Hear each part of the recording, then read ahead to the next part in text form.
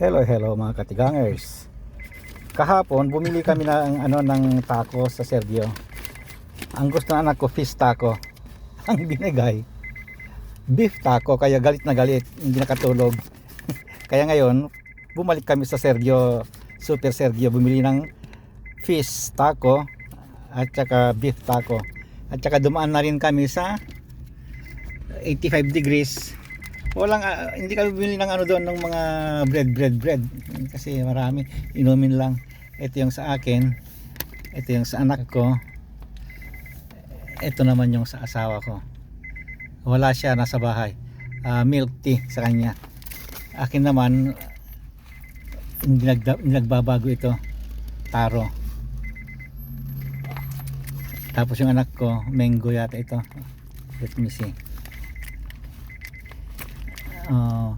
Mango slash, ayan, with boba. Yon, with boba also, pero sa akin walang boba. Ito kasi kahapon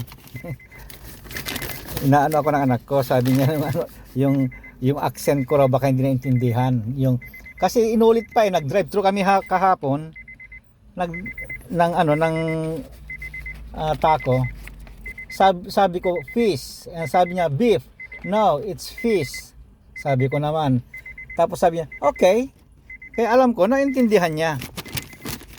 Yung pala sabi na baka yung accent mo o kaya talagang hindi nakakaintindi kasi Mexican story to maraming hindi nakakaintindi ng sana sinabi ko pescado. Kasi for sure pag sinabi pescado alam na nila isda yun Kaya ngayon ayun, bumalik kami.